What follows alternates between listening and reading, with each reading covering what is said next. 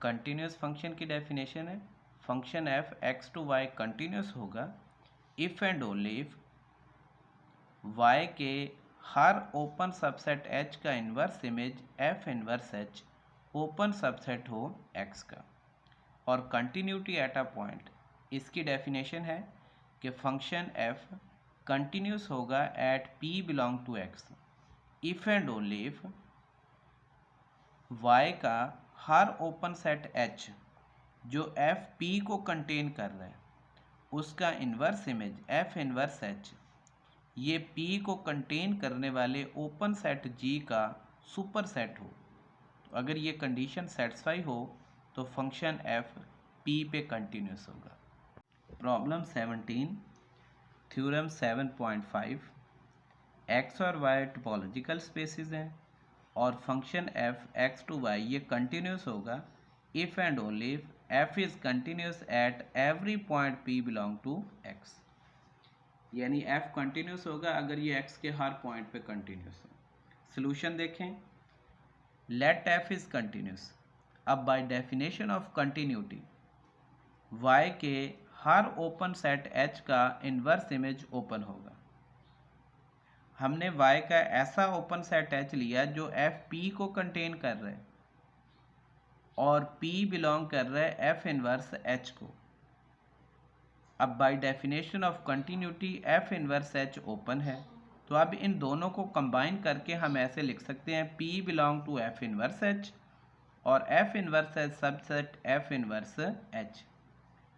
तो देखें H Y का ऐसा ओपन सेट है जो एफ पी को कंटेन कर रहा है और इस H का जो इन्वर्स इमेज है वो P को कंटेन करने वाले ओपन सेट का सब सुपर सेट है। तो ये कंटिन्यूटी एट अ पॉइंट की डेफिनेशन है। तो इस डेफिनेशन से ये क्लियर हो गया कि F कंटिन्यूस होगा at point P। Conversely let F is continuous at every point P belong to X, यानी F X के हर पॉइंट पे कंटिन्यूस है। अब by definition of continuity at a point P y का एक हमने ओपन सेट लिया H और P बिलोंग कर रहा है एफ इनवर्स H को। अब कंटिन्यूटी एट अ पॉइंट उसकी डेफिनेशन से हमें एक ओपन सेट GP मिलेगा such that P belong to GP and GP subset F inverse H कि y का ओपन सेट H है जो एफ पी को कंटेन कर रहा है। इस H का जो इन्वर्स इमेज है वो P को कंटेन करने वाले ओपन सेट का सुपर सेट होगा। अब देखें F इन्वर्स H इक्वल होगा union of GP such that P belong to F inverse H।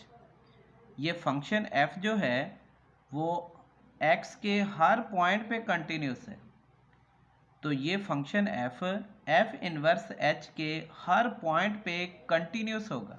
तो इसलिए हमें एफ इनवर्स H के हर पॉइंट P पे एक GP मिल जाएगा जो सबसेट होगा एफ इनवर्स H का।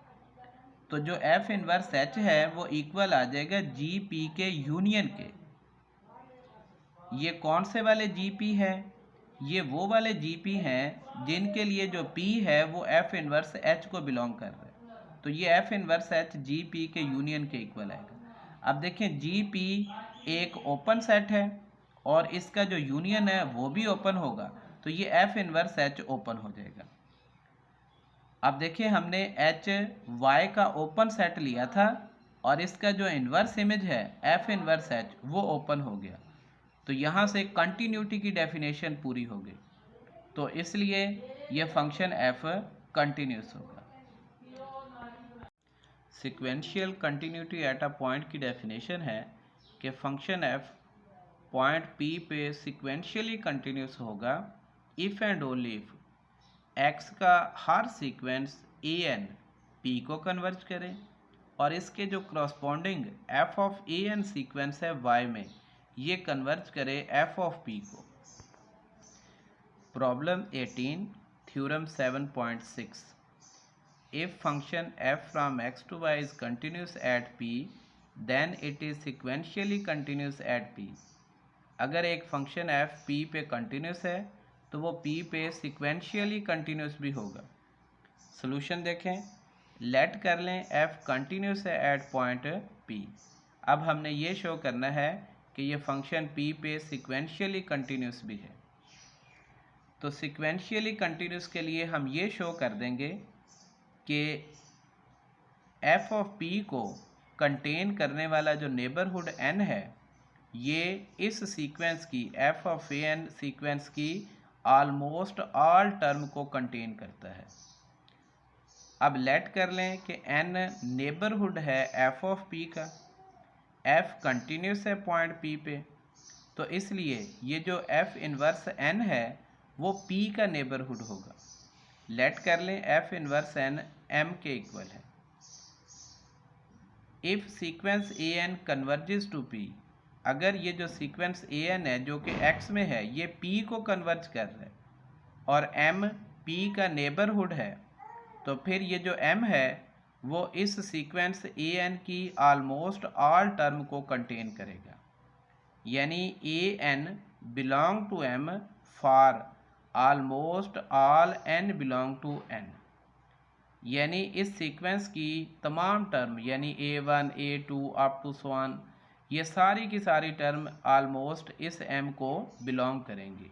तो फिर ये सीक्वेंस P को कन्वर्ज करेगा क्योंकि P का नेबरहुड m इस सीक्वेंस की तमाम टर्म को कंटेन करेगा। अब देखें an m को बिलोंग कर रहा है, तो जो f ऑफ an है ये बिलोंग करेगा f ऑफ m को।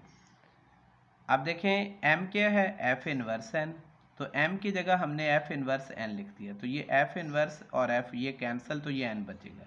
तो f ऑफ an बिलोंग कर गया n को।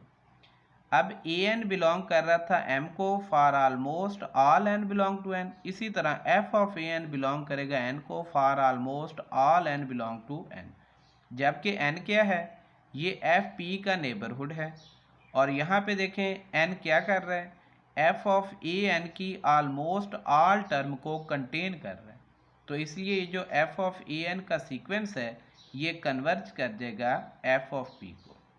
तो जो सिक्वेंशियली कंटिन्यूस की डेफिनेशन है वो क्या है कि अगर an p को कन्वर्ज करे तो जो f ऑफ an है ये कन्वर्ज कर जाए f ऑफ p को। तो हमने लेट किया था कि ये सीक्वेंस an p को कन्वर्ज कर रहा है, प्रूव कर दिया कि ये f ऑफ an कन्वर्ज कर रहा है f ऑफ p को, तो hence f is sequentially continuous at p।